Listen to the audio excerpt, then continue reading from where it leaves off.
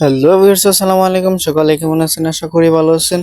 আবারও উপস্থাপন করলাম নতুন এক ভিডিও। তো আজকে আমরা সকলে প্ল্যান করছিলাম যে আম খাবো, তো আম খাওয়ার উদ্দেশ্যে রওনা দিলাম। আমরা রওনা দিতে না দিতে আমরা আম পেয়ে গেলাম প্রায় এক পলির মতন, প্রায় 50টা আমের মতো আম পেয়ে গেলাম। আমগুলো বেশি বড় না, ছোট ছোট, যাই হোক ছোট আম দিয়েও হবে। তাই আমরা চলে যাচ্ছি আমাদের গন্তব্যে আমগুলা কাটার জন্য। তো আমগুলা কাইটা সবকিছু পইলা মানে মরিচ টরিচ সবকিছু খোলা দিয়া আমরা রেডি করে রাখছি। তো শাকিল মামা আসছে, আমান মামা আসছে, সবাই আসছে। আর এই বলটা হয়েছে আমার সাদ্দাম ভাই দিয়েছে, বলটা অনেক বড়। মানে এই বলের মধ্যেই আমাদের সামনের ভর্তা। মরিচ গুলো হাতে ফ্রেশ করা যাবে না, হাতে ফ্রেশ করলে হয়তো হাতটা জ্বলবে, তাই হ্যাঁ কাগজের মাধ্যমে মরিচ গুলা ফ্রেশ করতেছি। আমরা ভাবতেছি হয়তো বা এতগুলা মরিচ যে দিতেছি, মরিচ গুলা যদি অনেক ঝাল হয়, আমরা বয়ে বয়ে তারপর আমরা বানাইতেছি। মানে ঝাল ঝাল দিলে ভর্তা গুলা খুবই টেস্ট লাগে, তাই আমরা ঝাল ঝালই বেশি বেশি দিতেছি, লবণও কিছু দিলাম।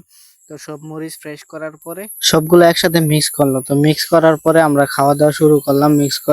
মিক্স করার পরে হাত যে মিক্স করছে, হ্যাঁ হাত নাকি জ্বলা শুরু করছে, তাই মিক্স ভর্তার সর্বশেষ অংশটুকু মানে লাগে, মানে জালের সাথে অনেক সর্বশেষ মজা হচ্ছে এই মজা।